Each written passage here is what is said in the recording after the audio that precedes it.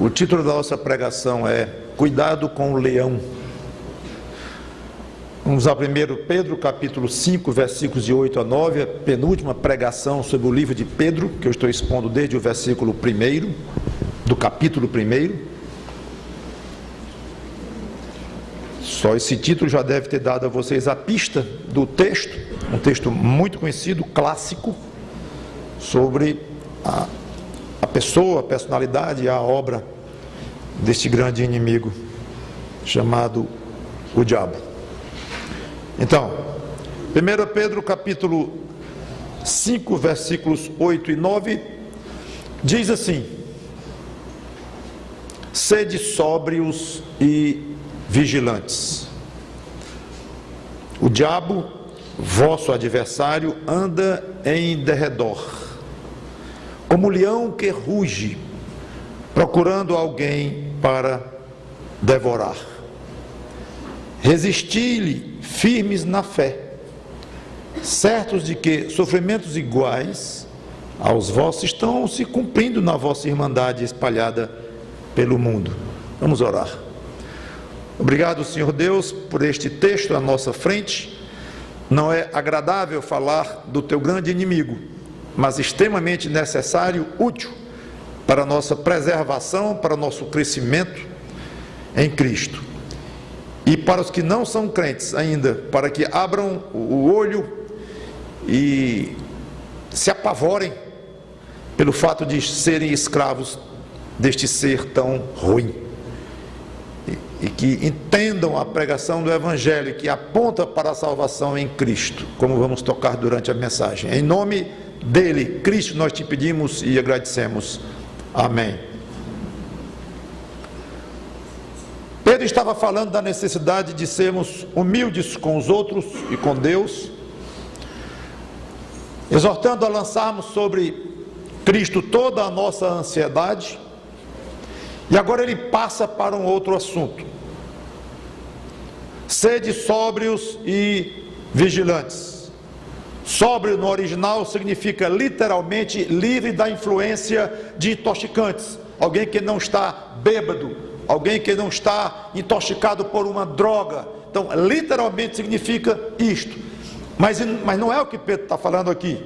Ele se refere a um aspecto figurativo ou metafórico dessa expressão, que significa estar calmo de espírito, ser moderado, controlado e lúcido, com plena capacidade de avaliar as coisas. Então, esse é o sentido em que Pedro exorta os seus leitores e a nós, por extensão: sede sóbrios, fiquem lúcidos, não se intoxiquem com o que é anti-Deus, com coisas que vão turvar a nossa visão espiritual.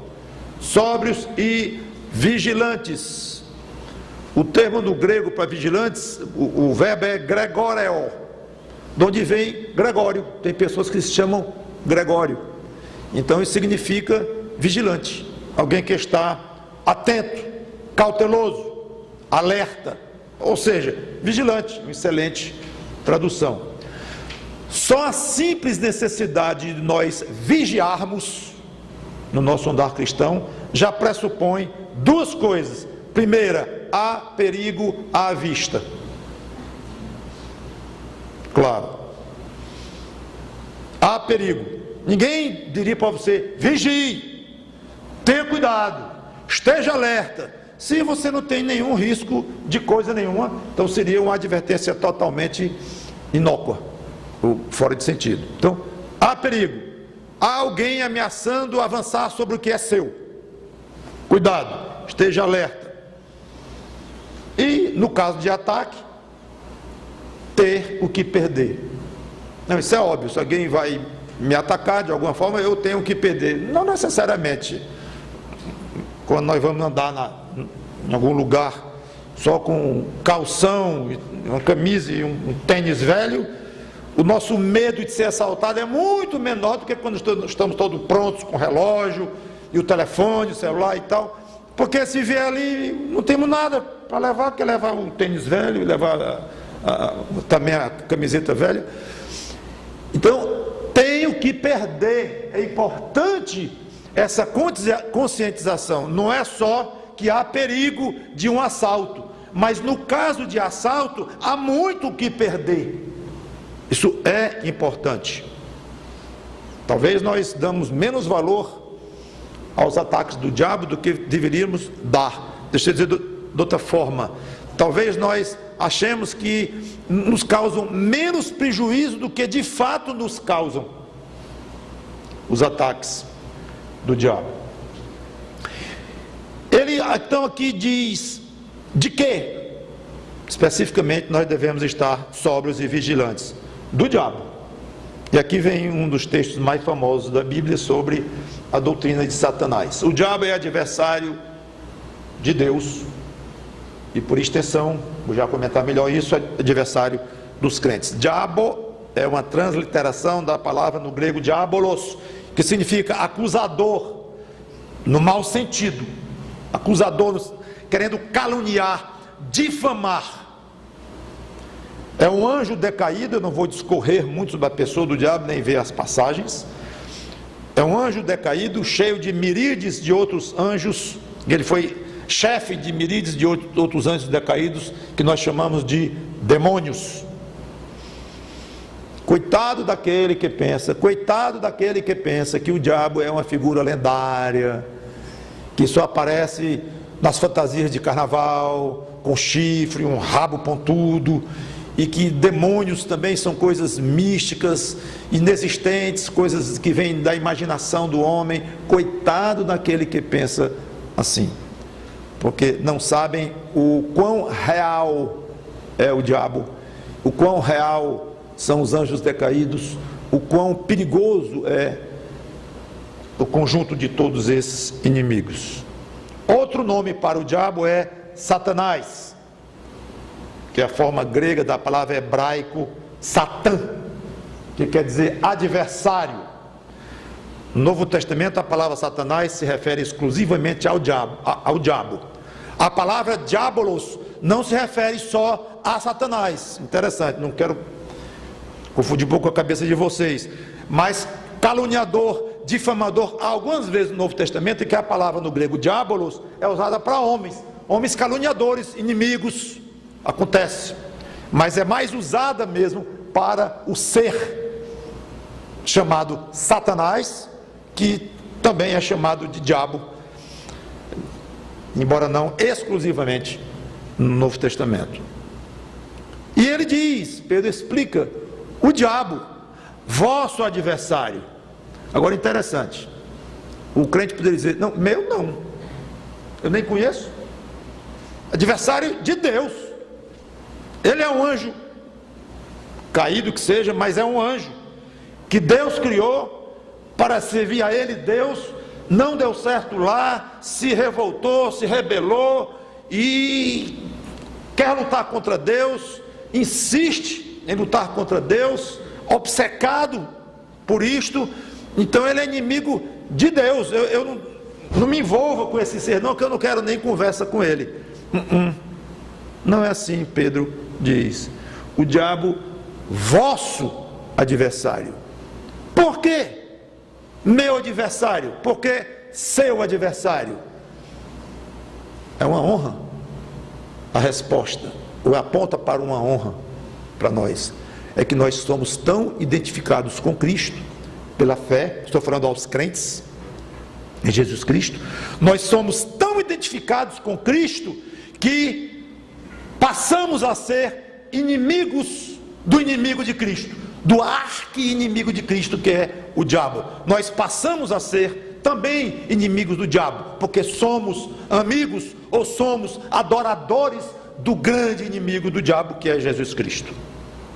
Então, como eu falei, de certa forma é até uma honra nesse aspecto, que o diabo olhe para mim e diga assim, esse camarada aqui é meu inimigo. Sou mesmo. Não tenho força para lutar contra você, mas eu sou mesmo. Agora, a rigor, não é muito agradável nós termos inimigos. A ideia de nós termos inimigos não é agradável. Eu concordo. É tensão no ar, perigo no ar, certa irrequietude, Teu inimigo está aí por perto, eu vi rondando aí. Não tem quem goste disso. Aliás, coisa boa, das coisas mais gostosas da vida, é podermos dizer: não tenho inimigos. Pena que o crente não pode dizer isto. Ele pode dizer isso até o ponto em que ele diz assim: eu não fiz inimigos no meu relacionamento pessoal, familiar, profissional, eu não fiz inimigos. Aliás, sou crente e tento ser uma pessoa pacífica, como Cristo quer que eu seja, conciliadora, respeito as pessoas, amo até aqueles que não gostam de mim, que se consideram meus inimigos, mas eu não tenho inimigos. Claro que nesse sentido você pode dizer: você não tem feito inimigos no curso da sua vida. Ótimo, e é verdade em muitos casos, mas dizer assim: eu não tenho inimigos, cuidado, porque você está se desclassificando como crente em Jesus Cristo. Não sei se você já tinha pensado nisso. Na hora que você disser eu não tenho inimigos, você está dizendo assim: eu não sou crente no Senhor Jesus Cristo. Pastor, que coisa estranha. Não é estranha, está aqui claro. Quem é de Cristo automaticamente é inimigo do diabo. Então ele tem um inimigo, sim. E que inimigo! E tem todos os demônios como seus inimigos. E, infelizmente, não precisamos pensar apenas na esfera angelical, mesmo que decaída no caso dos demônios e do diabo, mas na esfera humana nós temos inimigos porque somos crentes. Só o fato de sermos crentes gera inimigos a nós. Tem servos do diabo que trabalham para ele, conscientemente ou não, mas trabalham, são usados por ele. E, infelizmente, temos que pensar em conhecidos, em parentes, pessoas com as quais nós lidamos, que a rigor são nossas inimigas. Pastor, o senhor não está dramatizando muito a vida cristã, não? Vamos ver se eu estou. Mateus capítulo 10, versículos 34 a 36, e veja se eu estou exagerando. Mateus capítulo 10, versículos 34 a 36.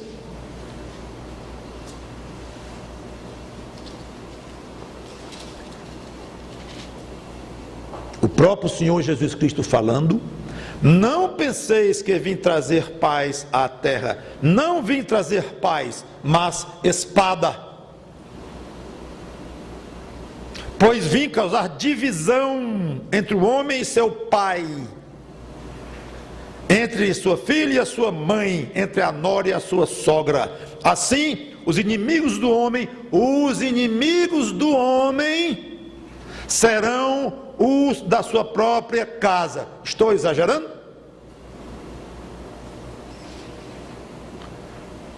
Ele próprio ensinou assim.